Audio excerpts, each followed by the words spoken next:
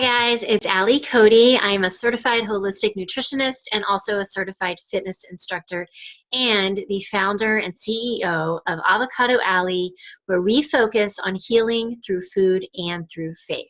Today, we are going to talk about how having a healthy immune system can help you when there's some unforeseen event that happens in your life, like an accident or something that's emotionally traumatic as well.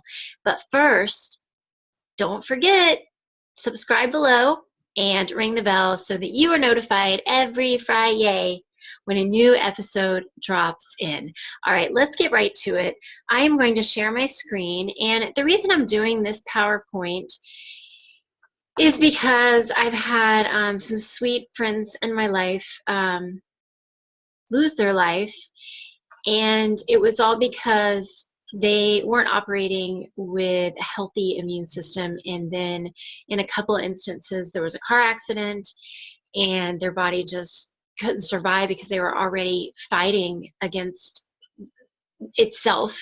And another instance where someone had something tragic happen in her life and her body just shut down, and the disease cells then just came back with a vengeance. So we are going to talk about how to be saved by your immune system.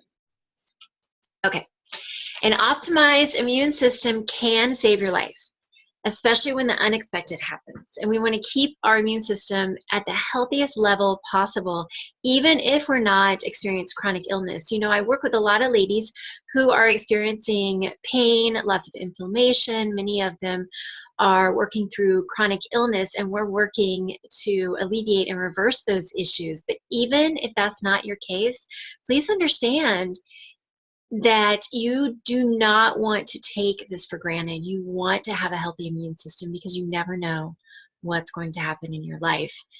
So the immune system is made up of a network of cells, tissues, and organs, and they work together to protect the body against infection and to maintain your overall health. Now, the human body is an amazing thing, but it can also be an environment for pathogens like bacteria, viruses, fungi, and parasites to live. But our immune system works to limit these microbes' access to the body and prevents them from growing and causing illness. That is what happens when we're at an optimal level. So think of the immune system like the military. This is Dr. Dat Tran. He is an immunologist and assistant professor of pediatrics at the University of Texas Health Science Center at Houston. There are different branches, just like in the military, and each of them serve a unique function in protecting the body. The first line of defense, Dr. Tran says, is the white blood cells. So we're really going to focus on that today. These are the first to recognize pathogens, and they come ready to fight off the infection. Lymphocytes are a specific type of white blood cell, and they work to allow the body to remember the invading microbes so that they can fight them faster in future infections.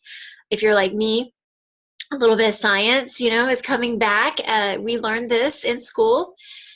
Most of us did, I think. And other parts of the immune system include bone marrow, and that's where white blood cells are produced.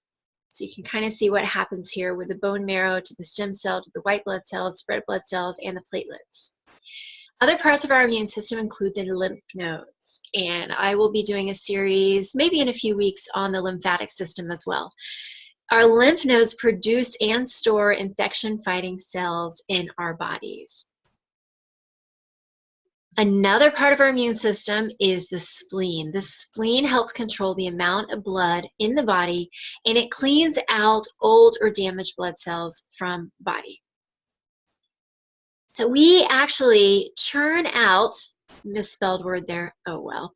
We churn out about 50 billion new white blood cells each day. This is just normal.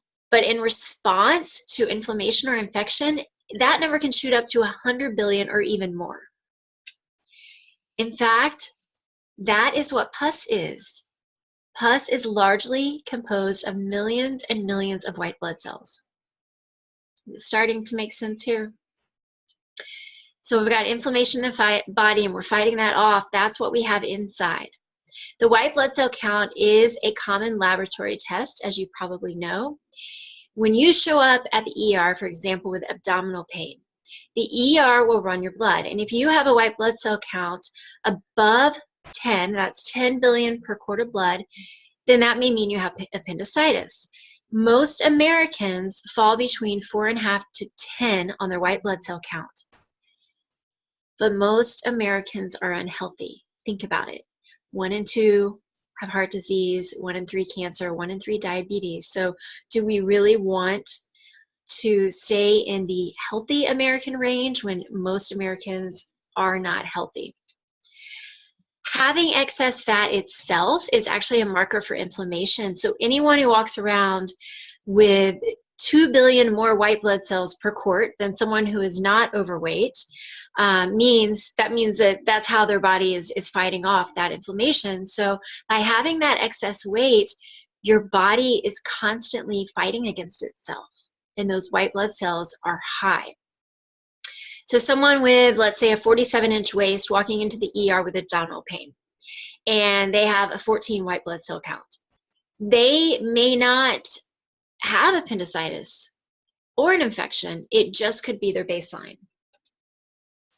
Smokers will have higher white blood cell counts. In fact, in Japan, since they had set a normal white blood cell count, it was back when smoking was just the norm.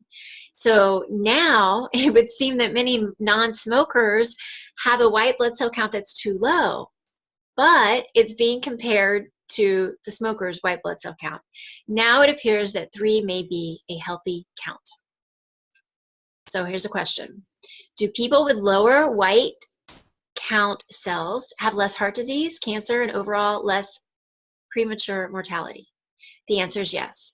And just so you know, my resource for much of this information is nutritionfacts.org and Dr. Michael Greger, who is one of my mentors. People with lower white blood cell counts live longer. That's what the studies show. Every 1-point drop within healthy, normal range may be a 20% drop in risk of premature death. So we're talking about low as far as that healthy range. And as that white cell count goes up, you are exponentially increasing your risk of having chronic illness, even within normal range, and then having a premature death. And I know you don't want that. We know that God has plans for you, right? So we want to live healthy, and we want to live out our life without our immune system or a premature death happening. We want to die a natural death, right? So the higher your white count, the worse your arterial function and the stiffer your arteries are. We know that's bad. And this is at every age. White blood cell count is a useful predictor of artery disease and even diabetes. So everything from fatty liver disease to larger prostate and increased risk of dying from cancer. Everything. We can look at that white blood cell count and really hone in on your health. And these are all when it's within normal range. So many times when people do have a higher white blood cell count in normal range, they're still going to increase their risk of dying from the disease cells.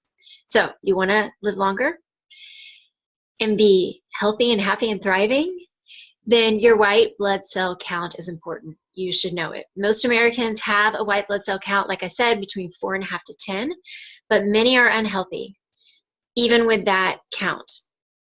Studies show that that range is not normal. The ideal range is 3.11 to 8.83. And experts say a white blood cell count greater than 6.7 may identify high-risk individuals. But the good news is this is not a permanent situation. This is just temporary, and you can change your white blood cell count.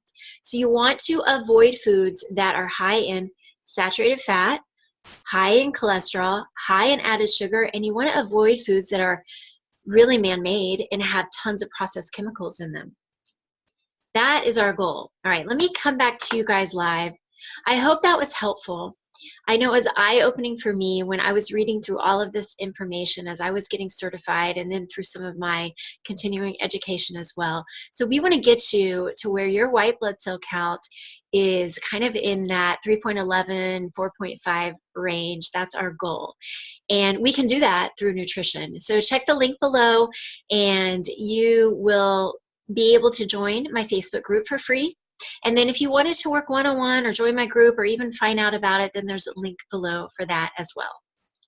Thanks for being here, guys. Next week, we are going to talk about oysters. I don't know why oysters were just on my mind, and I felt like I'm supposed to talk about them. So stay tuned for next Friday, and we will talk about oysters. Are they healthy or are they not healthy? We'll get the real info. Thanks so much for being here. I hope you have a wonderful day. Bye, loves.